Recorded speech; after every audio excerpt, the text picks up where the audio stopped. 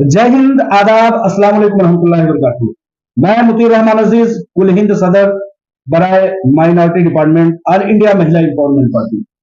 दोस्तों, बहुत सारे लोगों का मैसेज आ रहा है और लोग पूछ रहे हैं कि एक जर्नलिस्ट होने की हैसियत से और दिल्ली में होने की हैसियत से आप ये बताएं कि हिंदुस्तान में नई हुकूमत कौन सी बनने जा रही है।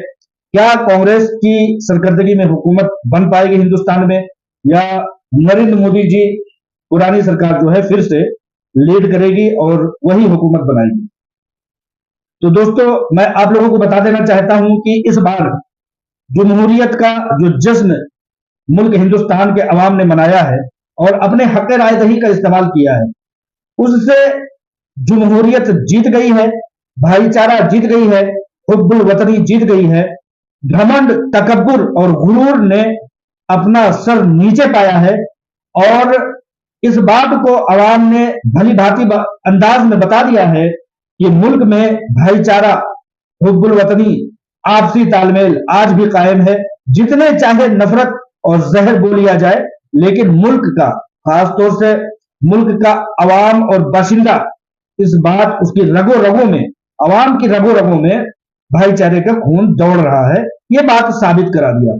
तकब्बुर और गुरूर का, घमंड का सर नीचा कर दिया हिंदुस्तान के अवाम ने और सिर्फ लफाजी नफरती बातों को करने वालों को उनकी औकात याद दिला दी।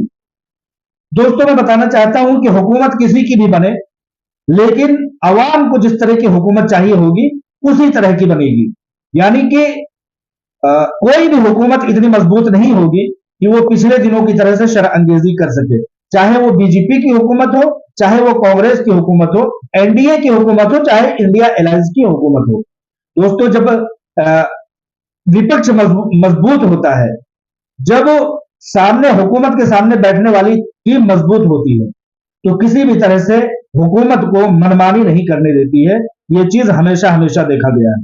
लिहाजा हिंदुस्तान की सेहत के लिए, हिंदुस्तान के बाशिंदों की भलाई के लिए वही हुकूमत दुरुस्त है जो कि कई एक पार्टियों से मिलकर के हुकूमत बनती हो।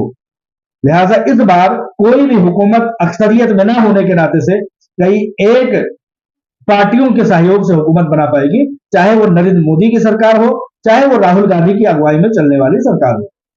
कुल मिलाकर के ये है कि इस इलेक्शन में, 2024 के इलेक्शन में, अवाम ने जो घमंड और तकब्बुर का सर नीचा किया है और बहुत बड़े बड़े सुरमाओं को उनकी औकात याद दिलाई है। उसमें यह भी बात है कि बहुत सारे अच्छे लोगों को, बहुत सारे पसंदीदा लोगों को अवाम ने अच्छी मकबूलियत दी है। खास तौर से राहुल गांधी को देखेंगे कि वो वायनाड और रायबरेली से उन्होंने 3-3 लाख से ज्यादा अंतर से वोट हासिल किया है और सबसे बड़ी मकबूलियत हासिल की है। इसी तरह से नितिन गडकरी, वजीर दाखिला अमित शाह और डिंपल यादव, अखिलेश यादव की पत्नी, खुद अखिलेश यादव जी और बहुत सारे लोगों ने कई कई लाख वोटों से अपनी जीत दर्ज कराई है। इस इलेक्शन में जहां तमाम चीजें याद रखी जाएंगी, वहां यह चीज भी याद रखी जाएगी कि घमंड का सर नीचा यूं भी हुआ है कि वजीर आजम नरेंद्र मोदी, जो अमेठी से किशोरी लाल शर्मा को यह कहा करते थे कि ये तो पीए है, असिस्टेंट है, नौकर चाकर है, और इनको जो है अपनी खिदमात के बलबूते पर इनको अमेठी की सीट सोनिया गांधी ने दी है। लिहाजा इस तरह से नहीं कहना चाहिए। कोई भी शख्स हो, हिंदुस्तान का अवाम कैसा भी हो, वो अगर एक वोट के डालने का अख्तियार रखता है तो वो भी उतनी इज्जत का मुस्तहिक है जितना कि वजीर आजम का, क्योंकि दोनों के वोट एक जैसे कीमती होते हैं। लिहाजा यह बात कहना घमंड और तकब्बुर में कि अमेठी में किशोरी लाल शर्मा को पीए होने के नाते से सोनिया गांधी ने उतारा है, ऐसा कहना गलत है। आप इस तरह से भी समझ लें कि नरेंद्र मोदी बनारस में जितने वोटों से नहीं जीत पाए, उससे कहीं ज्यादा वोटों से अमेठी में किशोरी लाल शर्मा ने जीत दर्ज की है। बहुत सारी बातों के लिए तारीख साज ये इलेक्शन 2024 माना जाएगा। इस बात के लिए भी तारीख साज माना जाएगा कि बौखलाहट में गोदी मीडिया जो है, जो कि कुछ भी करने को तैयार रहती है, उन्होंने एग्जिट पोल में 400, 450, 350 वोट और सीटें बता करके अपने आकाओं को खुश करने की कोशिश की, जो कि 2 ही 3 दिन में उसकी कलई खुल गई। आज वो चीज रिकॉर्ड बनकर के उनके मुंह पर पड़ गया है।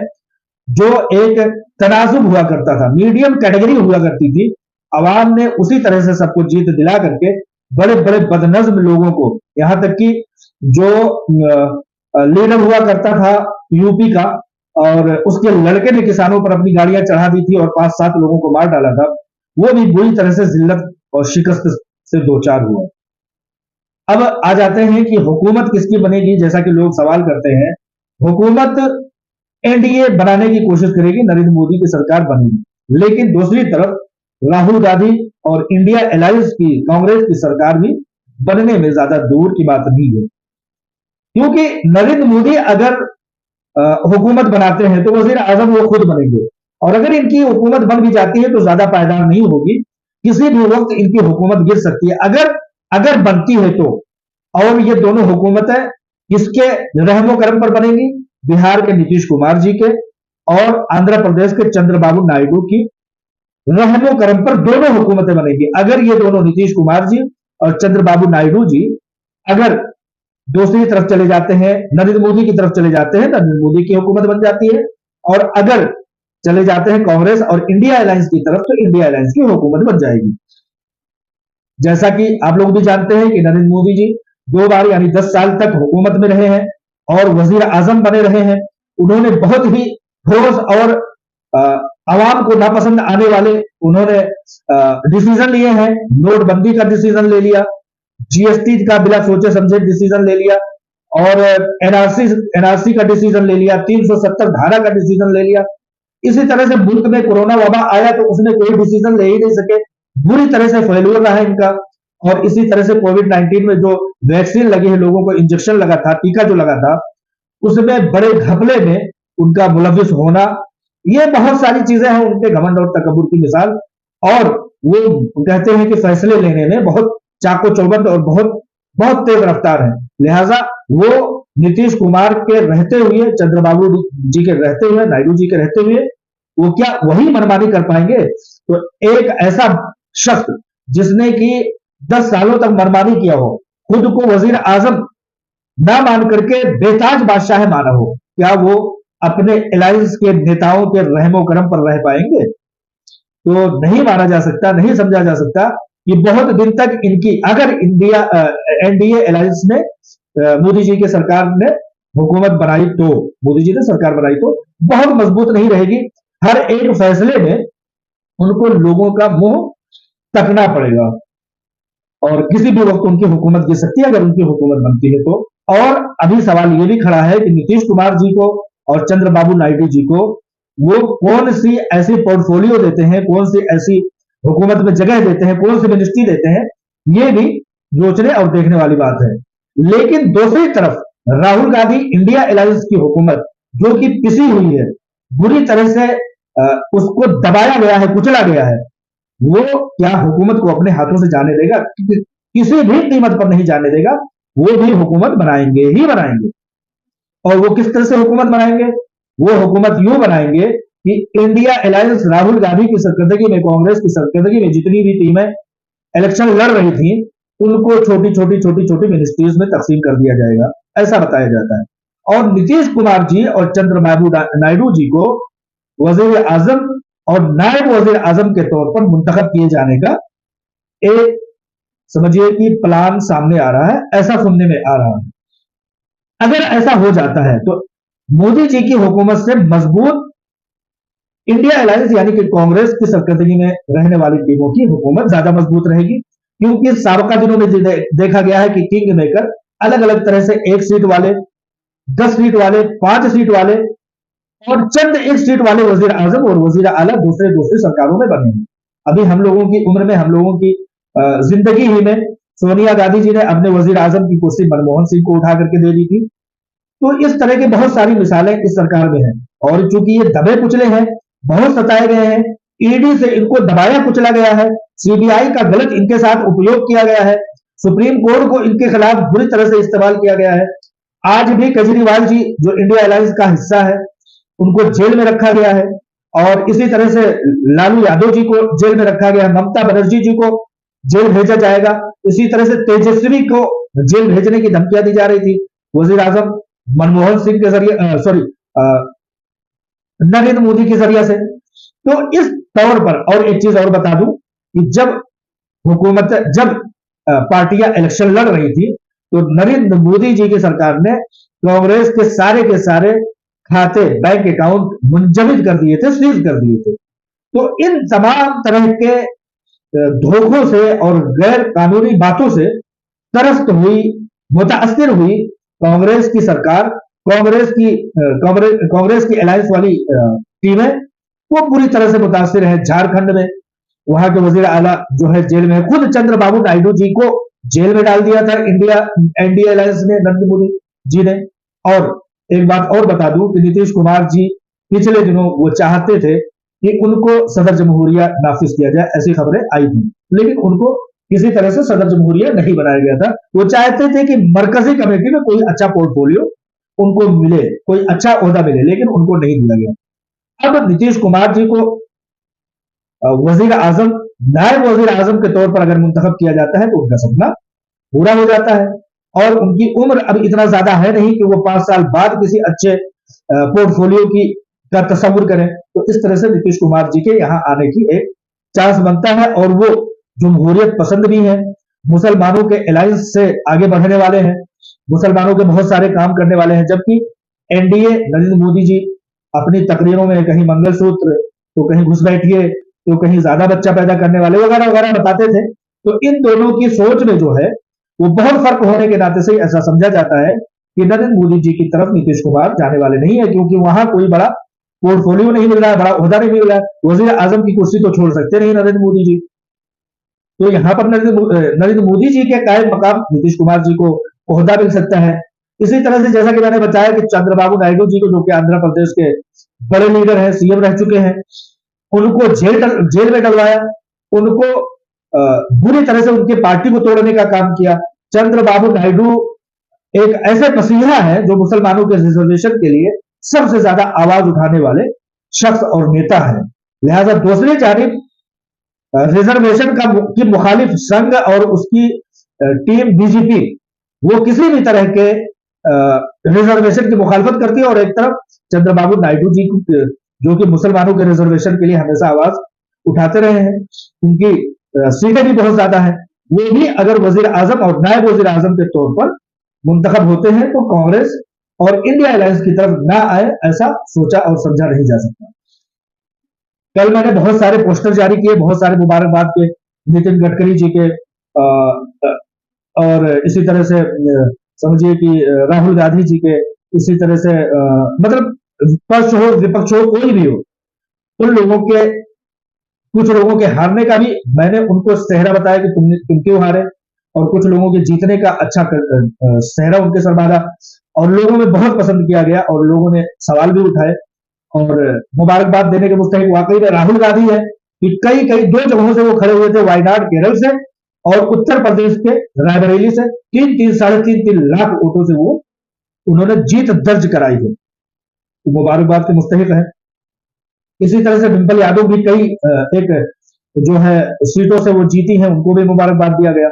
इसी तरह से अखिलेश यादव जी ने भी, बहुत सारे लोगों को मैंने मुबारकबाद दिया। मैंने मुबारकबाद दिया नहीं दिया उस शख्स को जी जो कि एमआईएम का जो है इम्तियाज जलील है, जो कि बड़ी जिल्लत से शिकस्त से दो चार हुआ। मैंने कहा कि तुम्हारे झूठ और फ्रेब और उस उच्च आला मकाम का, आला ओहदे का तुमने जिस तरह से झूठ का इर्तिकाब किया था, हारना तुम्हारा मुकद्दर था। तुम्हारे इस बात के लिए हम लोगों को बहुत ज्यादा खुशी है। और जहां 7 सीटें 6 सीटें एमआईएम ने उतारी थी, वहां सिर्फ और सिर्फ एक सीट असदुद्दीन ओवैसी की जीत पाई है। लोगों ने कहा कि असदुद्दीन ओवैसी को तुम मुबारकबाद नहीं दोगे। मैंने कहा बहुत बहुत मुबारकबाद असदुद्दीन ओवैसी को, अगर उनके रहते हुए मुस्लिम उम्मा नीज तो नाबूद नहीं होती है, जैसा कि हीरा ग्रुप ऑफ कंपनीज के लाखों सरमायाकार असदुद्दीन ओवैसी की वजह से आज मुतासिर है, उनकी वजह से रोजी रोटी के लिए तरस रहे हैं। लाखों लोगों के पीछे 20-25 लाख पब्लिक तरस रही है। उनके तकब्बुर की वजह से, उनके हार और शिकस्त की एक समझिए कि मनगढ़ंत सोच की वजह से, उनके खौफ की वजह से, और उनको अगर मुबारकबाद दें तो किस तौर पर दें कि उन्होंने अपने खिलाफ सोचने वालों के या अपने मुखालिफ सोचने वाले को, जो उन जैसा नहीं सोचता है, यानी वो सोचते हैं कि सिर्फ मुसलमान की हुकूमत हो और वो सोचते हैं कि मुसलमान अपनी टीम बनाए। अगर ऐसा नहीं सोचते हैं तो आपके ऊपर एफआईआर करते हैं। किस बात पर एफआईआर? उनके 11 ब्रांचेस में 385 ख्वातीन के 1 साल के अंदर जेवर नीलाम कर दिए जाते हैं। या इस बात पर हम उनको मुबारकबाद दें? उनके शहर में जितनी भी प्रॉपर्टियां देखी जाती है वक्फ की या किसी भी तरह से दीगर तरीके की, क्या हम इस बात पर मुबारकबाद दें? किस बात पर मुबारकबाद दें? दीनी मदरसे के ढहाने के जो इन लोगों ने कोशिश और प्रयास किया, क्या इस बात पर हम उन्हें मुबारकबाद दें? मुसलमानों की टीम को पूरे मुल्क भर में कमजोर करने की और क्यादत को कमजोर करने की, मुल्क भर में घूम फिर करके, क्या हम इसलिए उनको मुबारकबाद दें? आप लोग सोचे और समझे कि इस बार बहुत सारी जगहों पर मुल्क के असदुद्दीन ओवैसी और ऑल इंडिया मजलिस इत्तेहादुल मुस्लिमीन नहीं गई, लिहाजा रिजल्ट देखिए आप कितना बेहतरीन है। मुसलमानों ने काया पलट करके रख दिया, एक तरफा वोट पड़े। जहां जहां इन लोगों ने खड़े किए थे उन लोगों को, वहां वहां बीजेपी जीत गई 5-7 जगहों पर। एक हैदराबाद को छोड़ करके बकिया तमाम जगहों पर बीजेपी जीती है, जहां जहां इन्होंने खड़ा किया था। तो ये अगर पूरे मुल्क में मुस्तैद होते थे तो पूरे मुल्क में बीजेपी की हुकूमत बनती थी। उत्तर प्रदेश की हुकूमत देख लीजिए, बिहार की हुकूमत देख लीजिए, बंगाल में खासतौर से ममता बनर्जी को भी बहुत बहुत मुबारकबाद देना चाहिए। तो उनकी स्ट्रेटेजिक और उनका लाहे अमल बहुत बेहतरीन रहा कि उन्होंने एक बहुत ही तारीख साज पैमाने पर जीत दर्ज करा के अपनी स्ट्रेटेजी का और अपने लाहे अमल का क्या खूब मिसाल पेश किया है। कोई जवाब नहीं उनके लाहे अमल का। कुल मिलाकर के यह है कि अब अगर हुकूमत बनती है नीतीश कुमार जी की अगुवाई में, चंद्रबाबू नायडू जी की अगुवाई में ये वजीर आजम होते हैं, तो बहुत इम्कान होता है कि हमारी वो बातें जो हम भारतीय जनता पार्टी के दौर में उठाते थे, एनडीए के वक्त में उठाते थे और वो सुनी नहीं जाती थी, मुमकिन है कि इसमें सुनी जाएंगी। हमारी जुबानों को, उर्दू जुबान को, मुसलमानों की जुबान को, मुसलमानों की आवाज को एनडीए हुकूमत इसलिए नहीं समझती थी कि ये तो हमारे कोई नहीं है, इनको घुसपैठिया माना जाता था, इनको देशद्रोही माना जाता था। तो अगर ये हुकूमत आती है इंडिया अलायंस कांग्रेस के सरकर्दगी में नीतीश कुमार जी और चंद्रबाबू नायडू जी की, तो बहुत उम्मीद है कि हम लोगों की आवाज सुनी जाएगी। जैसे कि मनमोहन सिंह जी के वक्त में मामला ये हुआ था कि एक इस्लामिक इदारा तिरुपति आंध्र प्रदेश में, जब शिद्दत पसंदों ने उसके चारों तरफ घेर लिया और घेर करके उसको ढाने के लिए पूरी कोशिश की, उस वक्त उस इदारे की रूहेरवा आलमा डॉक्टर नौहरा शेख साहिबा, उन्होंने जब मनमोहन सिंह जी से आकर के मुलाकात की और कहा कि मेरे खिलाफ इस तरह से एक तालीमी इदारे को, दीनी तालीमी इदारे को ढाने के लिए पूरी फौज इकट्ठा हो रखी है, पूरी लोगों का जम्मे गफीर इकट्ठा हो रखा है, दीनी इदारा है, तो आप कुछ कीजिए। जब आलमा डॉक्टर नौहरा शेख साहिबा तिरुपति दोबारा दूसरे दिन वापस जाती है, तो वहां पर वो देखती हैं कि बड़े पैमाने पर, बड़े तादाद में फौज तैनात होती है और उन लोगों को मार मार करके भगाया जाता है।